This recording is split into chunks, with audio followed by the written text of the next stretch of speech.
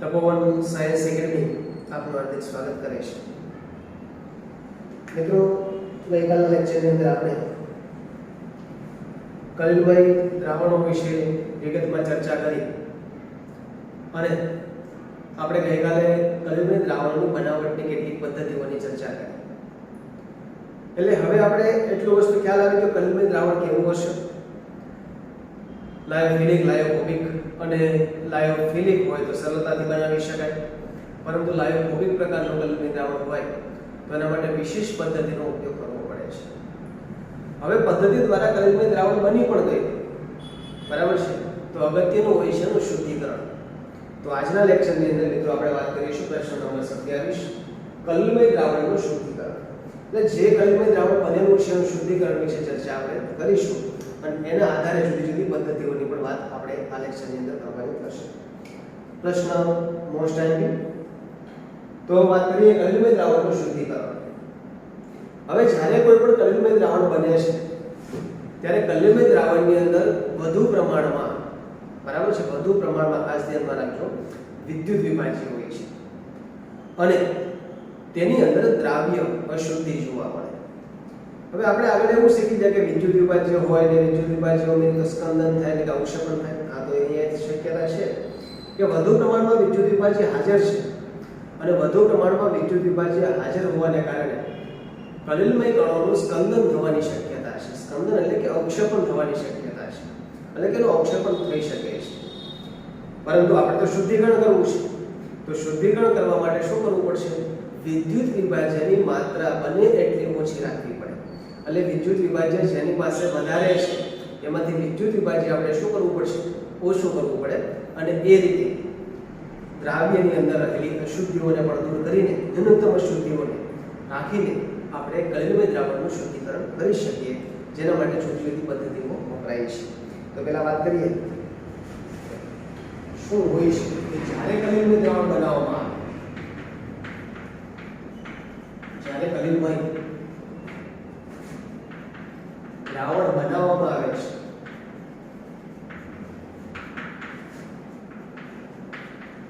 ત્યારે તેમાં વધુ પ્રમાણમાં વિદ્યુત વિભાજ્ય હોય છે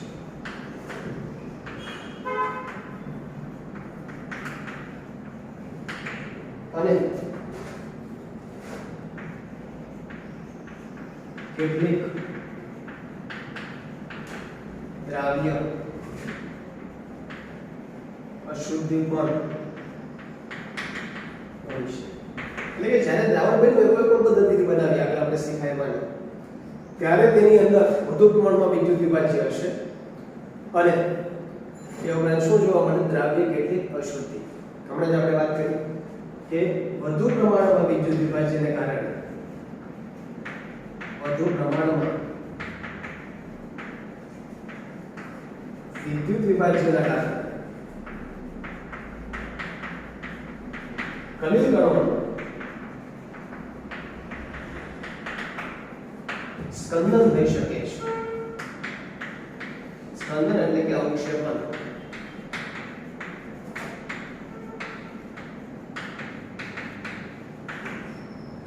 સ્કંદન એટલે કે અવક્ષેપણ, અવક્ષેપણ એટલે કે અવક્ષેપ બનવા. વધુ પ્રમાણમાં વિદ્યુત વિભાજ્ય હોય તો અવક્ષેપણ થવાની શક્યતા છે. અલ્પ પ્રમાણમાં વિદ્યુત વિભાજ્યની હાજરી જરૂરી છે કલિલ કણોની સ્થાયીતા માટે.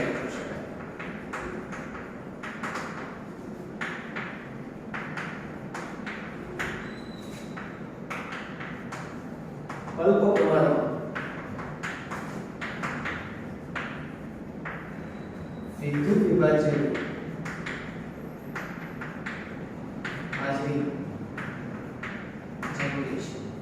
અલ્પ પ્રમાણમાં વિદ્યુત વિભાજ્ય હોય તો આપણે શીખી ગયા એના ઉપર કે સમાન પ્રકારનો વિસ્ભાર વધેની વચ્ચે અથડામણો વધે છે, પરિણામે એ કલિલમય સોલ સ્ટેબલ રહે છે, અસ્થાયી થતો નથી. અલ્પ પ્રમાણમાં વિદ્યુત વિભાજ્યની હાજરી હોવી જરૂરી છે. હવે આપણે શું કરવું પડશે? તો કલિલમય દ્રાવણમાંથી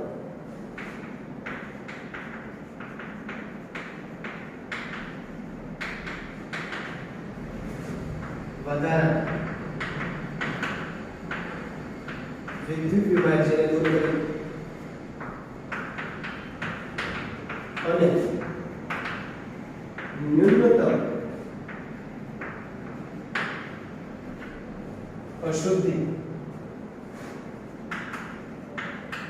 પ્રાપ્ત કરવાની વિધિ કલિલ કણોનું શુદ્ધિકરણ કહેવાય છે. હવે આપણે એ ચર્ચા કરી કે વધુ પ્રમાણમાં વિદ્યુત વિભાજ્ય છે, વધુ પ્રમાણમાં વિદ્યુત વિભાજ્ય જે છે ને દૂર કરીએ, અલ્પ માત્રામાં વિદ્યુત વિભાજ્ય રાખવાનું છે.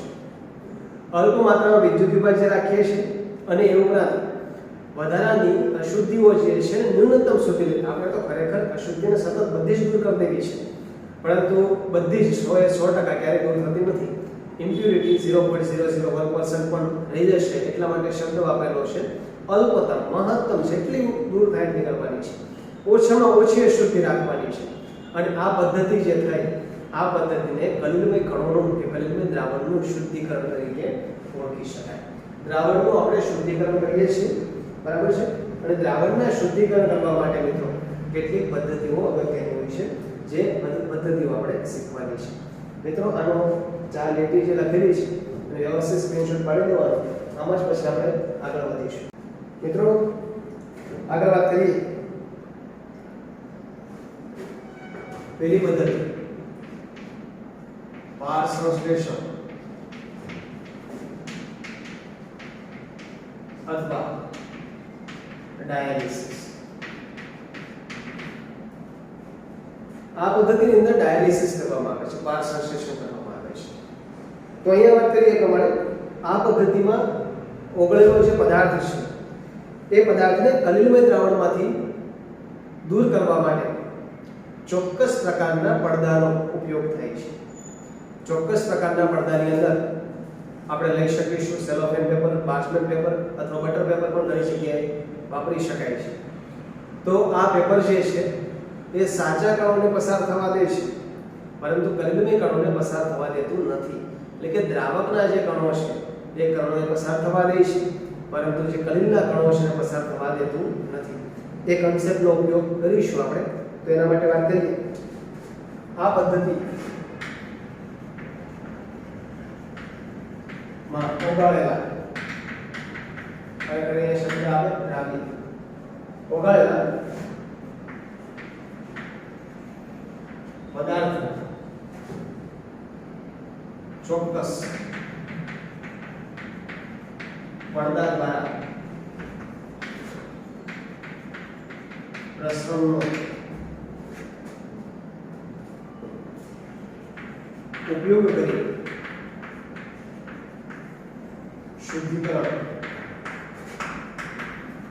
કરી શકાય છે.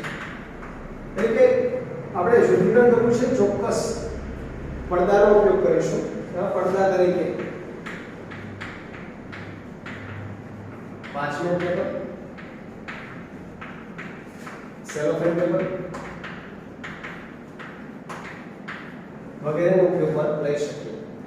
એ ઉપરાંત વાત કરી શકાય પ્રાણીજ પડદા તરીકે પણ ઉપયોગમાં લેવામાં આવે છે. આ પડદા શું કામ કરે છે તેના વિશે ચર્ચા કરીએ. આ પડદા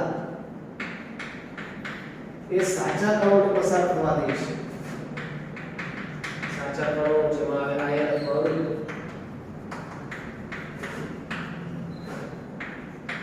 પસાર થવા દે છે, પરંતુ કલિલ કણોને પસાર થવા દેતું નથી.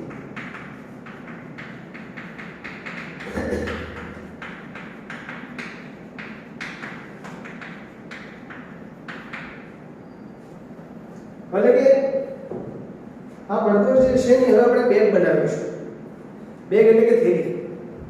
આ થેલી બનાવવામાં આવે છે ને આ થેલીની અંદર આપણી પાસે જે કલિલમય દ્રાવણ છે ભરી દઈએ છીએ. આ કલિલમય દ્રાવણ ભરીને એક પાત્ર રાખેલું હોય છે. પાત્રની અંદર આ કોથળી જે છે મૂકી દેવામાં આવે છે, લટકાવવામાં આવે છે અને એમાંથી સતત પાણીનો પ્રવાહ પસાર થાય એવી વ્યવસ્થા કરવામાં આવેલી હોય છે, જેના કારણે કોથળીની બહાર વાત કરીએ એ પ્રમાણે વધારાનો વિદ્યુત વિભાજ્ય જે છે એના કણો પસાર થઈ શકે છે, ત્યારે કલિલમય કણો માત્ર ને માત્ર ક્યાં રહી જશે? તો કોથળીની અંદર. આ પ્રમાણે સતત પાણીનો પ્રવાહ પસાર કરીને આપણે ડાયાલિસિસ પદ્ધતિ દ્વારા કલિલમય કણોનું શુદ્ધિકરણ કરી શકીએ. એ સમજાવવા માટે આપણે નાની એવી આકૃતિનો ઉપયોગ કરીએ.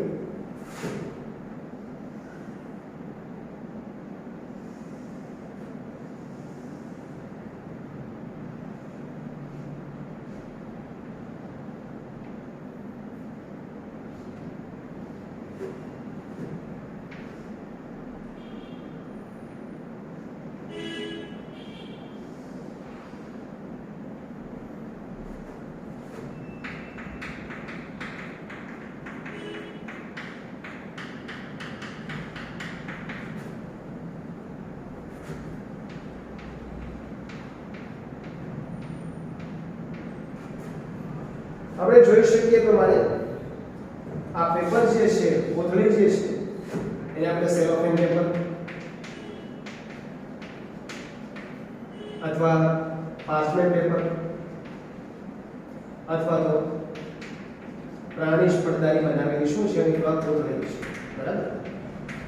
આ કોથળીની અંદર શું ભરેલું દેખાય છે? કલિલમય કણો. બરાબર. હવે પ્રશ્ન શું થઈ કે પાર્ચમેન્ટ પેપર, બટર પેપર અથવા તો સેલોફેન પેપરની બનાવેલી એક કોથળીની અંદર આપણે કલિલમય દ્રાવણ ભરીએ છીએ. આ કલિલમય દ્રાવણને પાત્રની અંદર મૂકવામાં આવે છે, જેમાં પાણીનો સતત પ્રવાહ પસાર કરીએ છીએ. અહીંયાથી શું દાખલ કરીએ છીએ? પાણી. ઇનલેટ છે, આઉટલેટ પણ આપવું પડે. પાણી પસાર થાય છે તો આ બાજુથી પાણી પ્લસ કેટલાક દ્રાવકના કણો બહાર નીકળે છે. દ્રાવક એટલે શું? તો હમણાં જ વાત કરીએ, પ્રબળ પ્રમાણમાં જે વધારે પ્રમાણમાં વિદ્યુત વિભાજ્ય છે. એટલે આ જે પેપર છે, કોથળી છે, શું કામ કરે? તો કોથળી જે છે સાચા દ્રાવણના કણોને પસાર થવા દે છે. તો અહીંયાથી પાણી આપણે દાખલ કરીએ છીએ તો અહીંયાથી સાચા દ્રાવણ સ્વરૂપે બહાર નીકળશે. જ્યારે કલિલમય કણો ક્યાં રહી જશે? પાત્રમાં રહી જશે, એટલે કે કોથળીમાં રહી જશે. એ જ પ્રમાણે આપણે શુદ્ધિકરણ કરી શકાય.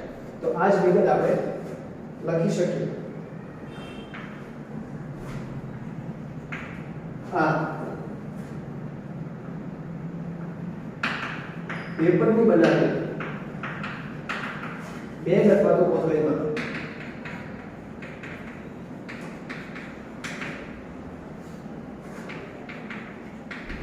કલિલમય દ્રાવણ ભરવામાં આવે છે.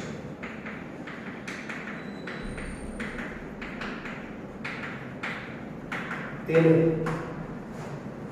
પાણી ભરેલા પાત્રમાં મૂકવામાં આવે છે. પાણી ભરેલા પાત્રની અંદર આપણે કોથળી મૂકી દીધી છે. હવે કામ શું થશે? તો અહીં પાણી સાથે સાચા દ્રાવણના કણો બહાર નીકળે છે અને કલિલ કણો કોથળીમાં રહી જશે. કોથળીમાં આગળ આપણે શીખ્યા પ્રમાણે આ કોથળી જે છે કલિલ કણોને પસાર થવા દેતી નથી. એટલે કોથળીની અંદર કલિલમય કણો રહી જશે. આ સાધન જે ઉપયોગ કરીએ છીએ તેને ડાયાલાઇઝર તરીકે ઓળખવામાં આવે.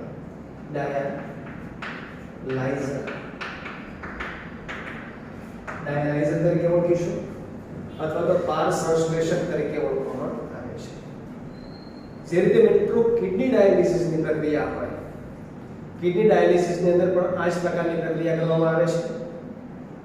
સેમ અહીંયા આ મેથડનો ઉપયોગ કરીને કલિલમય દ્રાવણો જે છે એને આપણે શુદ્ધિકરણ કરી શકીએ. તો વાત કરીએ પ્રમાણે પાર સંશ્લેષણ અથવા તો ડાયાલિસિસની પદ્ધતિ, જેના માટે આપણે ચોક્કસ પ્રકારના પેપરનો ઉપયોગ કરીએ છીએ, જે હોઈ શકે પાર્ચમેન્ટ પેપર, સેલોફેન પેપર અથવા તો પ્રાણી પડદા. આ પડદાની વિશેષતા એ છે એ કલિલમય કણોને પસાર થવા દેતા નથી. એક જ કન્સેપ્ટ ધ્યાનમાં રાખવાનો છે. કલિલમય કણોને પસાર થવા દેતા નથી. સાચા દ્રાવણના કણોને શું કરવા દે? પસાર થવા દે. હવે આ પડદાની બનાવીને એક કોથળી લઈએ, બેગ લઈએ અને કલિલમય દ્રાવણ ભરીને પાત્રની અંદર મૂકી દઈએ જેમાં પાણી છે. પાણી સતત વહન શરૂ છે. પરિણામે બેગની અંદર રહેલા સાચા દ્રાવણના કણો પાણીની સાથે વહન પામે છે અને બહાર નીકળે છે, જ્યારે કલિલમય દ્રાવણો બેગની અંદર રહી જશે, કોથળીમાં રહી જશે. અને આ રીતે આપણે કલિલમય દ્રાવણો હોય એનું શુદ્ધિકરણ દર્શાવી શકીએ. આ પદ્ધતિને ડાયાલિસિસ અને આ જે ઇન્સ્ટ્રુમેન્ટનો ઉપયોગ કરીએ છીએ તેને ડાયાલાઇઝર તરીકે ઓળખવામાં આવે. પદ્ધતિ આઈએમપી છે, 2 વાર લખવાની, વ્યવસ્થિત તૈયાર કરવાની છે. આકૃતિ પણ એક્ઝામની અંદર પૂછાય તો દર્શાવવી જરૂરી છે, માટે વ્યવસ્થિત તૈયાર કરી રાખવાની છે અને મિત્રોનો સ્ક્રીનશોટ પાડી લેવાનો.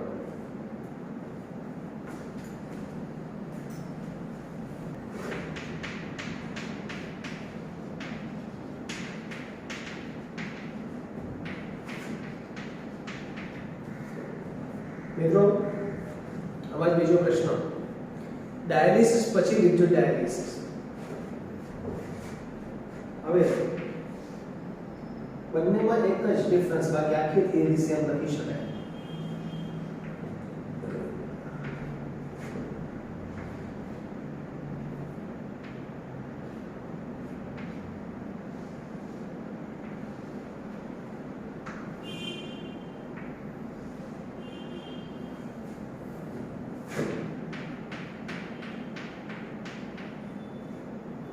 તો આ પદ્ધતિને વિદ્યુત ડાયાલિસિસ કહીશું.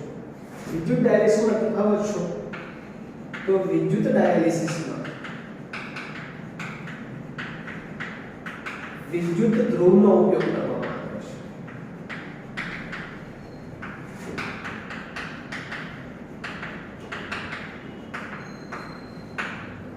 આ બંને જે છે મિત્રો એ વિદ્યુત ધ્રુવ છે. બાકી આખો જ કન્સેપ્ટ આગળ હતો એ છે.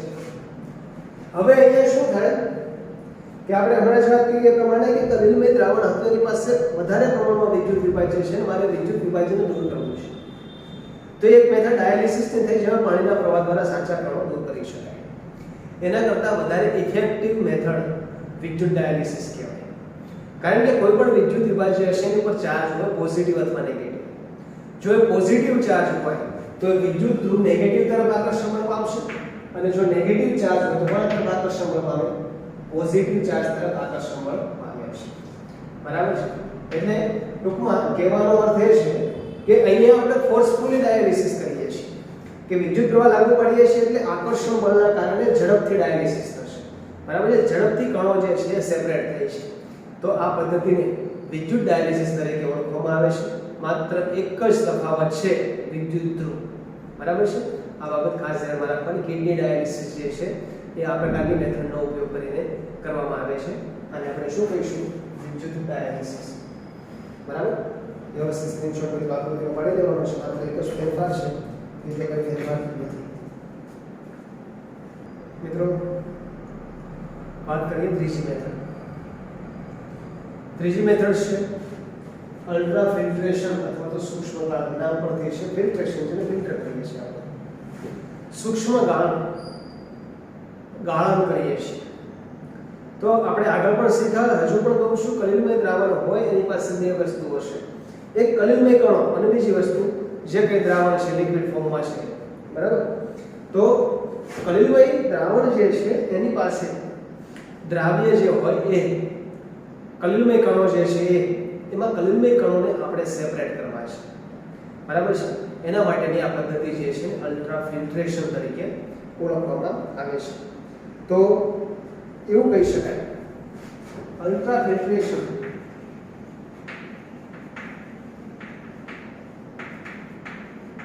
એવી પદ્ધતિ છે કે જેમાં દ્રાવક અને કણો એટલે કલિલમય કણોને છૂટા પાડી શકાય છે અથવા અલગ પાડી શકાય છે. અહીંયા આપણે દ્રાવક એટલે કે લિક્વિડ ફોર્મમાં છે અને કલિલમય કણો જે છે બંનેને દૂર કરવા માટે પ્રયત્ન કરીશું. આના માટે ખાસ રીતે તૈયાર કરેલા ફિલ્ટર પેપર ઉપયોગમાં લેવાય છે.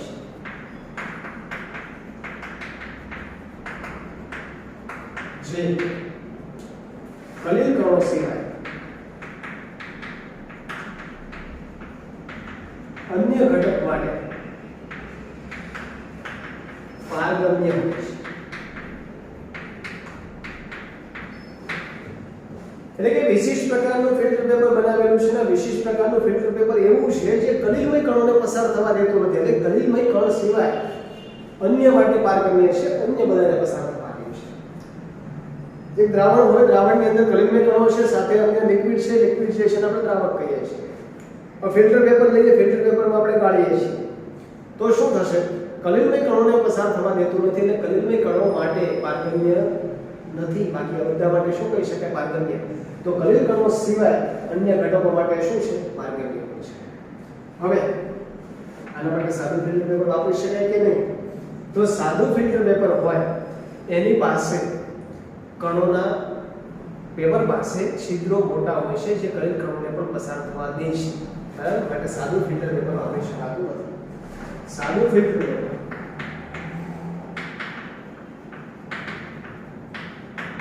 છિદ્રો મોટા હોવાથી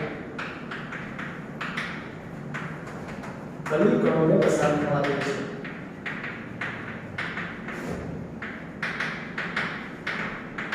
આથી આપણે સાદા ફિલ્ટર પેપરનો ઉપયોગ કરી શકતા નથી, પરંતુ અલ્ટ્રા ફિલ્ટર પેપર બનાવવું પડશે. હવે અલ્ટ્રા ફિલ્ટર પેપર બનાવવા માટે શું કરી શકાય? તો આ ફિલ્ટર પેપર જે હોય છે એના ઉપર કોલોડિયમ એટલે કે કલીલમય દ્રાવણ જે હોય એનું સંચયન કરવામાં આવે છે. આ રીતે બરાબર ફિલ્ટર પેપર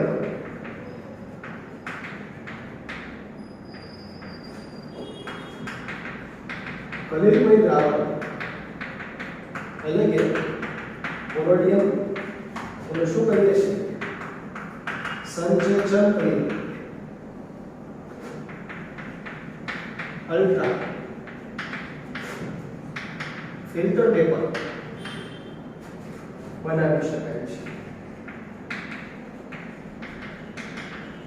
એટલે કે ટૂંકમાં સાદું ફિલ્ટર પેપર હતું એની પર કણોના કદ જે છે છિદ્રોની સંખ્યા મોટી છે એના ઉપર કલીલમય કણો જે છે એનું સંચેચન કરીએ છીએ, ગોઠવીએ છીએ.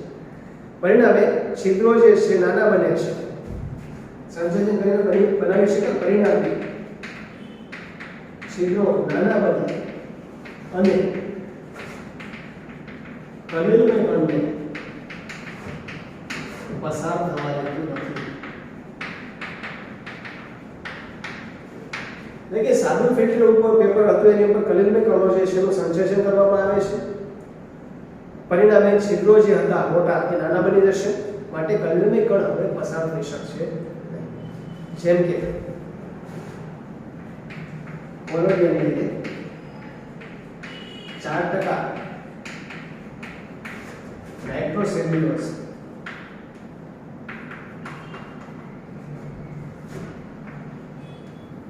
સેલ્યુલોઝનું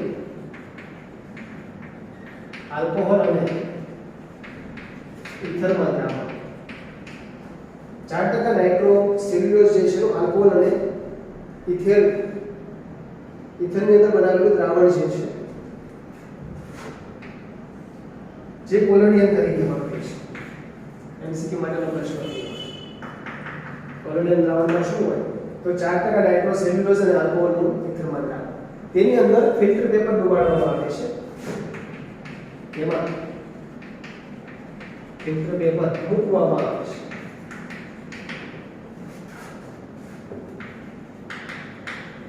ત્યારબાદ ફોર્માલ્ડીહાઇડ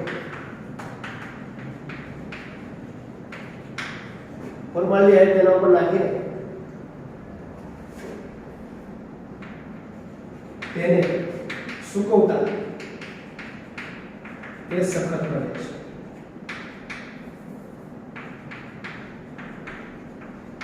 એટલે આ ફિલ્ટર પેપર અલ્ટ્રા ફિલ્ટ્રેશન માટે પેપર બનાવવાની પદ્ધતિ આવી, જેમાં કોલોડિયમ દ્રાવણ લેવું પડશે અને કલીલમય દ્રાવણનું સંશ્લેષણ કરવું છે. તેમાં 4% નાઇટ્રોસેલ્યુલોઝ, આલ્કોહોલ અને ઇથરનું મિશ્રણ લીધેલું છે, જેમાં કલીલમય કણો છે. એની અંદર ફિલ્ટર પેપરને પહેલા મૂકી દેવામાં આવે છે, ડુબાડવામાં આવે છે. ત્યાર પછી તેને ઉપર ફોર્માલ્ડિહાઇડ માં ડુબાડી, તેને ફોર્માલ્ડિહાઇડમાંથી ડુબાડીને કાઢીને એને શું કરીએ છીએ આપણે? સૂકવી દઈએ છીએ. સૂકવી દેતા એ સખત બને છે અને સખત જે છે અલ્ટ્રા ફિલ્ટર પેપર તરીકે ઓળખવામાં આવે છે. અને અલ્ટ્રા ફિલ્ટર પેપરનો ઉપયોગ કરીને આપણે આ પ્રકારનું જે દ્રાવણ છે એનું શુદ્ધિકરણ કરી શકીએ. હવે સામાન્ય વસ્તુ સમજી શકાય એવું છે કે જેમ છિદ્રો નાના છે એમ આપણે ગાળણની પ્રક્રિયા કેવી થશે? તો ધીમી થાય. તો આ પદ્ધતિ ખૂબ ધીમી છે. આ પદ્ધતિ કેવી છે? ખૂબ જ ધીમી છે. ધીમે ધીમે દ્રાવક દૂર થશે, કલિલમય કણો ઉપર એકઠા થશે. તો પ્રક્રિયા ખૂબ ધીમી છે. આ ધીમી પ્રક્રિયાને ઝડપી બનાવવા માટે અહીંયા લખું છું. આ ધીમી પ્રક્રિયાને ઝડપી બનાવવા માટે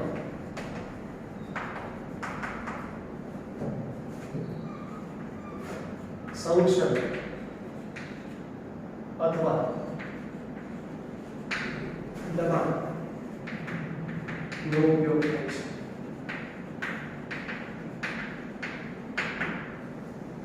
હવે ફિલ્ટર પેપર છે, ફિલ્ટર પેપરમાં કણો નાના છે, એની ઉપર તમે કલિલમય દ્રાવણ નાખો છો. ધીમે ધીમે દ્રાવકના કણો પસાર થશે. કલિલ તો ક્યાં રહી જશે? પેપર ઉપર. હવે મારે આની પ્રોસેસ વધારે ઝડપી કરવી છે. ઝડપી કરવા માટેની બે પદ્ધતિ કે ફિલ્ટર પેપર ઉપર દબાણ આપો, જેના કારણે દ્રાવકના કણો ઝડપથી નીચે નીકળી જશે. તો એક તો દબાણ આપી શકે, બીજું છે સંક્ષેપ. સંક્ષેપને નીચેથી એર દ્વારા હું ખેંચું. એર દ્વારા ખેંચું તો જે કણો પસાર થવાના છે ઝડપથી આવી જશે. જેમ કે દ્રાવક કલિલના કણો ક્યાં રહી જશે? પેપર ઉપર. બરાબર છે. તો આ પદ્ધતિનો ઉપયોગ કરીને અને થોડી ઝડપી આપણે બનાવી શકીએ છીએ. તો આ ધીમી પ્રક્રિયાને ઝડપી બનાવવા માટે સંક્ષેપ અથવા તો દબાણનો ઉપયોગ કરવામાં આવે છે. હવે જે કલિલ કણો બને છે ફિલ્ટર પેપર ઉપર, બરાબર છે, ખાસ સમજો. ધારો કે આખા દ્રાવણનું સેપરેશન થઈ ગયું, ફિલ્ટર પેપર ઉપર શું રહી ગયું? કલિલમય કણો. આ કલિલમય કણો જે છે એને તાજા વિક્ષેપણ માધ્યમમાં અથવા પરિક્ષેપણ માધ્યમમાં ઉમેરી શુદ્ધ કલિલ દ્રાવણ મેળવી શકાય.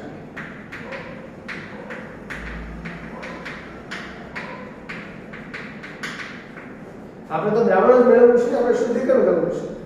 શુદ્ધિકરણ કરવા માટે આપણે અશુદ્ધિઓને દૂર કરવી છે. અશુદ્ધિઓ દૂર થઈ ગઈ છે દ્રાવણ તરીકે. તો આપણી પાસે વધ્યું શું? માત્ર કણો. એ કંઈ કામના નથી. આપણે મેળવવું છે શું? દ્રાવણ. તો દ્રાવણ મેળવવા માટે એની પાસે માધ્યમ હોવું જોઈએ. તો તાજું બનાવેલું કોઈ પરિક્ષેપણ અથવા વિક્ષેપણ માધ્યમ હોય તેમાં કલિલમય કણોને આપણે ઉમેરી દઈએ તો આમ આપણે શુદ્ધ કલિલમય દ્રાવણ અલ્ટ્રા ફિલ્ટ્રેશન દ્વારા મેળવી શકીશું. મોસ્ટ આઈએમપી 3 પ્રશ્નો: ડાયાલિસિસ, વિટ્રો ડાયાલિસિસ અને પાર્સલ સેશન વ્યવસ્થિત દેવા લખીને તૈયાર કરવાના છે. અહીંયા મિત્રો પ્રશ્ન આપણને આપેલો છે, વ્યવસ્થિત સ્ક્રીનશોટ પાડી લેવાનો છે. જય હિન્દ, જય ભારત.